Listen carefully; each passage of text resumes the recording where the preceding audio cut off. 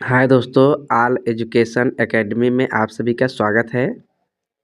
आइए दोस्तों, कुछ महत्वपूर्ण क्वेश्चन लेकर आए हैं जो एग्जाम में पूछे जाते हैं।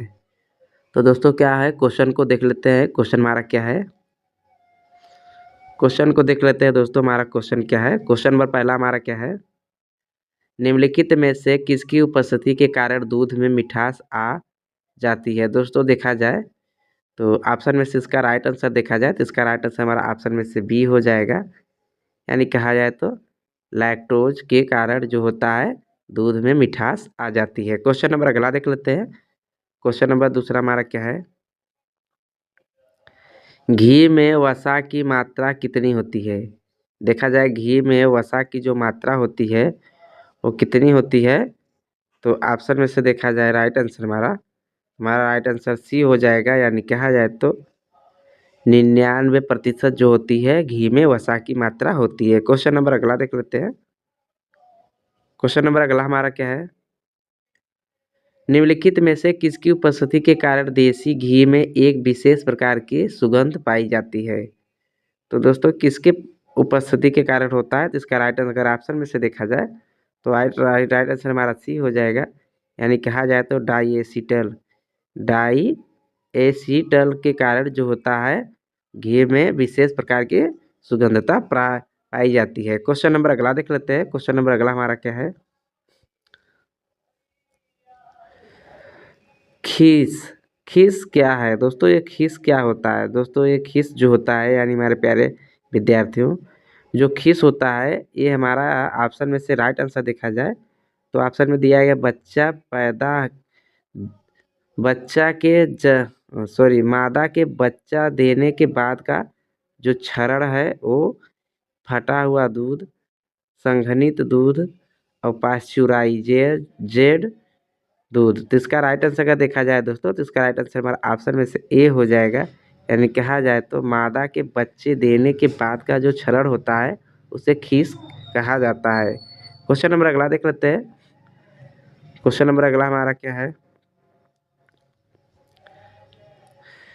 दूध की तुलना में खीस का अधिक पीला होने का क्या कारण है। दोस्तों जो दूध का पीला होता है तो देखा जाए इसका अधिक पीला होने का क्या कारण होता है, तो इसका राइट आंसर हमारा डी हो जाएगा ऑप्शन में से। यानी कहा जाए तो कैरोटीन के अधिकता के कारण जो होता है पीला होने का कारण बन जाता है। क्वेश्चन नंबर अगला देख लेते हैं। क्वेश्चन नंबर अगला हमारा क्या है, क्वेश्चन नंबर प्रतिविटामिन क्या है। दोस्तों ये प्रतिविटामिन क्या होता है, तो देखा जाए तो प्रतिविटामिन जो होता है हमारा ऑप्शन में से देखा जाए तो ऑप्शन में से राइट आंसर हमारा बी हो जाएगा। यानी कहा जाए तो विटामिन को नष्ट करने वाला पदार्थ है। तो प्रतिविटामिन जो होता है वो विटामिन को नष्ट करने वाला पदार्थ होता है। क्वेश्चन नंबर अगला देख लेते हैं। क्वेश्चन नंबर अगला हमारा क्या है, पशुओं की उम्र का पता कैसे लगाया जाता है। दोस्तों जो पशुओं का उम्र कैसे पता लगाया जाता है, ऑप्शन में से देखा जाए तो राइट आंसर हमारा तो राइट आंसर बी हो जाएगा। यानी कहा जाए तो सींग पर छल्ले गिनकर, सींग पर छल्ले गिनकर पशुओं की उम्र के पता लगाया जाता है। क्वेश्चन नंबर अगला देख लेते हैं। क्वेश्चन नंबर अगला हमारा क्या है, पशुओं की उम्र के निर्धारित की वैज्ञानिक पद्धति है। तो देखा जाए दोस्तों जो वैज्ञानिक पद्धति है पशुओं की उम्र को निर्धारण की, तो इसका राइट आंसर हमारा डी हो जाएगा ऑप्शन में से। यानी कहा जाए तो दंत परीक्षण दंत परीक्षण वैज्ञानिक पद्धति में आता है। क्वेश्चन नंबर अगला देख लेते हैं। क्वेश्चन नंबर अगला हमारा क्या है, पशुओं की सिंह सिंह रहित क्यों रखा जाता है। दोस्तों पशुओं को अगर सिंह रहित क्यों रखा जाता है, तो इसका राइट आंसर देखा जाए तो इसका राइट आंसर हमारा हो जाएगा डी हो जाएगा। यानी कहा जाए तो पशु सिंह से किसी को घायल ना करे। क्वेश्चन नंबर अगला देख लेते हैं। क्वेश्चन नंबर अगला हमारा क्या है, निम्नलिखित में से कौन सिंह रोधक विधि नहीं है। तो देखा जाए दोस्तों वह सिंह रोधक विधि जो नहीं है तो इसका राइट आंसर हमारा ऑप्शन में से सी हो जाएगा। यानी कहा जाए तो कैस्ट्रेट द्वारा जो होता है वो सिंह रोधन विधि नहीं होती है। क्वेश्चन नंबर अगला देख लेते हैं। क्वेश्चन नंबर अगला हमारा क्या है, कार्डियो कैस्ट्रेटर नामक यंत्र का प्रयोग किस कार्य में आता है? तो दोस्तों ये किस कार्य में आता है? तो ऑप्शन में से राइट आंसर देखा जाए तो राइट आंसर हमारा जो ऑप्शन में से होगा सी हो जाएगा। यानी कहा जाए तो पशु को बढ़िया रखने में, पशु को बढ़िया बढ़िया से रखने में जो है इसका प्रयोग या इस यंत्र का काम, इस यंत्र का कार्य किया जाता है। क्वेश्चन नंबर अगला देख लेते हैं। क्वेश्चन नंबर अगला हमारा क्या है?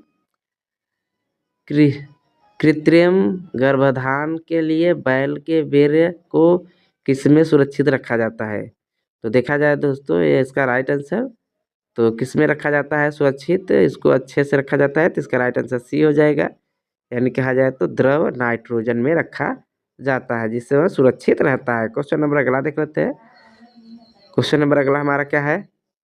भारतीय पशु चिकित्सा अनुसंधान संस्था कहाँ स्थित है? तो देखा जाए दोस्तों जो भारतीय पशु चिकित्सा है वह अनुसंधान संस्था कहाँ स्थित है? तो इसका राइट आंसर ऑप्शन में से बी हो जाएगा। यानी कहा जाए तो लखनऊ में स्थित है। क्वेश्चन नंबर अगला देख लेते हैं। क्वेश्चन नंबर अगला हमारा क्या है? क्वेश्चन नंबर अगला हमारा क्या है देख लेते हैं। केंद्रीय बकरी अनुसंधान संस्था कहाँ स्थित है दोस्तों? तो देखा जाए इसका राइट ऑप्शन में से तो राइट आंसर हमारा ऑप्शन में से ए हो जाएगा। यानी कहा जाए तो मखदूम में, मखदूम में। क्वेश्चन नंबर अगला देख लेते हैं। क्वेश्चन नंबर अगला हमारा क्या है?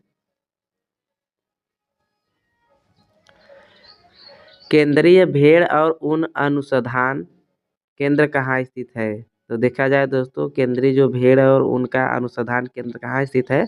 तो इसका राइट आंसर ऑप्शन में से ए हो जाएगा। यानी कहा जाए तो अंबिका नगर है, अंबिका नगर है। क्वेश्चन नंबर अगला देख लेते हैं।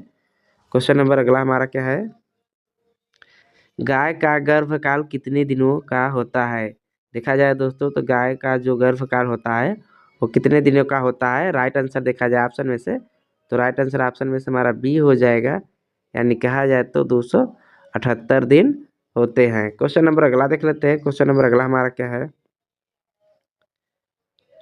क्वेश्चन नंबर अगला हमारा है भैंस का गर्भकाल कितने दिनों का होता है? जो भैंस का गर्भकाल होता है तो कितने दिनों का होता है? इसका राइट आंसर ऑप्शन में से डी हो जाएगा। यानी कहा जाए तो 308 दिन होता है। क्वेश्चन नंबर अगला देख लेते हैं। क्वेश्चन नंबर अगला हमारा क्या है? भेड़ का गर्भकाल कितने दिनों का होता है? देखा जाए दोस्तों जो भेड़ होती है उनके गर्भकाल के कितने दिन होते हैं? तो इसका राइट आंसर हमारा बी हो जाएगा। यानी कहा जाए तो 150 दिन होते हैं, यानी 150 दिन होते हैं। क्वेश्चन नंबर अगला देख लेते हैं। क्वेश्चन नंबर अगला हमारा क्या है? स्ट्रिप कप परीक्षण किस रोग से संबंधित है? दोस्तों जो स्ट्रिप कप परीक्षण होता है ये रोग किससे संबंधित है? तो इसका राइट आंसर सी हो जाएगा। तो किससे है? नथाय थलैना थनैला से है, थनैला से संबंधित है। क्वेश्चन नंबर अगला देख लेते हैं। क्वेश्चन नंबर अगला हमारा क्या है? पशुओं में होने वाला अफरा रोग, पशुओं में होने वाला अफरा रोग का कारण है? तो दोस्तों देखा जाए तो इसका राइट आंसर हमारा डी हो जाएगा। यानी कहा जाए तो प्रदूषित आहार के कारण जो होता है अफरा रोग होता है। क्वेश्चन नंबर अगला देख लेते हैं। क्वेश्चन नंबर अगला हमारा क्या है? पशुओं में मिल्क फीवर की बीमारी किसकी कमी के कारण होता है दोस्तों? तो किसकी कमी के कारण होता है? इसका राइट आंसर देखा जाए तो इसका राइट आंसर बी हो जाएगा। यानी कहा जाए तो कैल्शियम के कारण होता है। क्वेश्चन नंबर अगला देख लेते हैं। खुरपका एवं मुंहपका रोग किसमें पाया जाता है? यानी किस जानवर में पाया जाता है? तो इसका राइट आंसर देखा जाए दोस्तों तो इसका राइट आंसर ए हो जाएगा। यानी कहा जाए तो बिल्लिया में पाया जाता है। क्वेश्चन नंबर अगला देख लेते हैं। क्वेश्चन नंबर अगला क्या है? पशुओं के पैरों तथा मुंह की बीमारियों की क्या कारण है? पशुओं के पैरों तथा मुंह के बीमारियों के क्या कारण है? तो इसका राइट आंसर देखा जाए तो इसका राइट आंसर सी हो जाएगा। यानी कहा जाए तो बैक्टीरिया के कारण जो होता है ऐसा बीमारी होती है। क्वेश्चन नंबर अगला देख लेते हैं। क्वेश्चन नंबर अगला हमारा क्या है? बर्ड फ्लू किसको प्रभावित करता है? दोस्तों जो बर्ड फ्लू होता है वो किसको प्रभावित करता है? तो इसका राइट आंसर देखा जाए ऑप्शन में से तो राइट आंसर ऑप्शन में से बी हो जाएगा। यानी कहा जाए तो इसका राइट आंसर बी हो जाएगा। यानी पाल्ट्री को कहा जाता है, पाल्ट्री को प्रभावित करता है जो बर्ड फ्लू होता है। क्वेश्चन नंबर अगला देख लेते हैं। क्वेश्चन नंबर अगला हमारा क्या है, निम्नलिखित में से किस रोग को पोल्ट्री उद्योग पर बहुत गंभीर असर पड़ा। तो इसका राइट आंसर देखा जाए दोस्तों, तो इसका राइट आंसर हमारा ऑप्शन में से डी हो जाएगा। यानी कहा जाए तो एवियन एन्फ्लुएंजा, जो एवियन एन्फ्लुएंजा जो होता है उस पर बहुत गंभीर असर पड़ा जो कि निम्नलिखित में से जो रोग पोल्ट्री उद्योग है तो उस पर, तो इसका राइट आंसर हमारा बी हो जाएगा, डी हो जाएगा। क्वेश्चन नंबर अगला देख लेते हैं। क्वेश्चन नंबर अगला हमारा क्या है, रानीखेत रोग किससे संबंधित है। रानीखेत रोग जो है वो किससे संबंधित है, तो इसका राइट आंसर ऑप्शन में से देखा जाए तो बी हो जाएगा। यानी कहा जाए तो मुर्गी से संबंधित है। क्वेश्चन नंबर अगला देख लेते हैं। क्वेश्चन नंबर अगला क्या है, मुर्गियों की सबसे खतरनाक बीमारी कौन सी है। तो जो मुर्गियों की सबसे खतरनाक बीमारी देखी जाए कौन सी होती है, तो इसका राइट आंसर बी हो जाएगा। यानी कहा जाए तो रानीखेत ही है। क्वेश्चन नंबर अगला देख लेते हैं। क्वेश्चन नंबर अगला हमारा क्या है, भारत में नीली जीव रोग के लिए पहला टीका विकसित कर लिया है जो मुख्यतः निम्न में से किस में पाया जाता है। तो किस में पाया जाता है, तो इसका राइट आंसर देखा जाए दोस्तों ऑप्शन में से तो सी हो जाएगा। यानी कहा जाए तो भेड़ और बकरिया में पाया जाता है। क्वेश्चन नंबर अगला देख लेते हैं। क्वेश्चन नंबर अगला हमारा क्या है, भारत की आवेशी रोग निगरानी एवं पूर्वानुमान प्रणाली का नाम क्या है। तो इसका राइट आंसर देखा जाए दोस्तों तो उसका नाम क्या है, तो इसका नाम हमारा हो जाएगा ऑप्शन में से डी हो जाएगा। यानी कहा जाए तो बायोसेफ्टी लैबोरेटरी, जो बायोसेफ्टी लैबोरेटरी होती है वो इसका नाम है। क्वेश्चन नंबर अगला देख लेते हैं। क्वेश्चन नंबर अगला हमारा क्या है,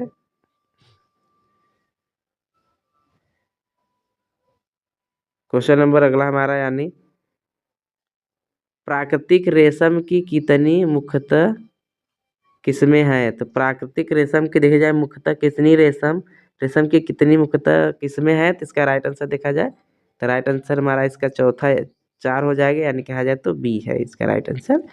यानी मुख्यतः 4 प्रकार की प्राकृतिक रेशम होती हैं। तो दोस्तों हमने 15 क्वेश्चन कराए एग्जाम के तौर पर और एग्जाम में आने वाले, और ऐसे ही हर एक क्वेश्चन एग्जाम के तौर पर हम लाते रहेंगे दोस्तों। तो दोस्तों आज के लिए इतना ही, फिर अगले वीडियो मिलते हैं दोस्तों, धन्यवाद।